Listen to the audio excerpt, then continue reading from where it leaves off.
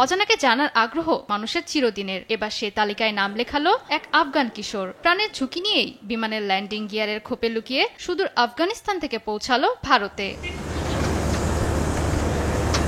রোববার বিপজ্জনক ঘটনাটি সাক্ষী হলো ভারতের ইন্দিরা গান্ধী আন্তর্জাতিক বিমানবন্দরের কর্মীরা। ক্যাম এয়ারলাইন্সের RQ4401 ফ্লাইটটি আফগান রাজধানী কাবুল থেকে ভারতের রাজধানী নয়াদিল্লিতে পৌঁছানোর পর সামনে আসে এমন ঘটনা। ১.৫ ঘন্টার যাত্রায় বিমানটির পেছনের চাকার মধ্যে লুকিয়েছিল ১৩ বছর বয়সী আফগান কিশোরটি। বিমানটি অবতরণের পর তাকে রানওয়েতে ঘুরে বেড়াতে দেখে আটক করেন নিরাপত্তা কর্মীরা।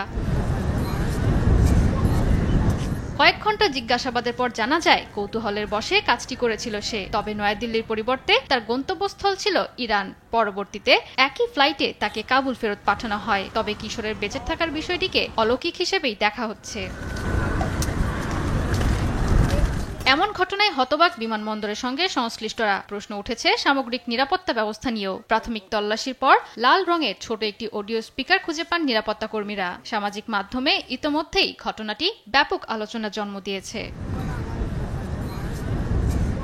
জয়া সরকার, নিউজ ডেস্ক, দেশ টিভি।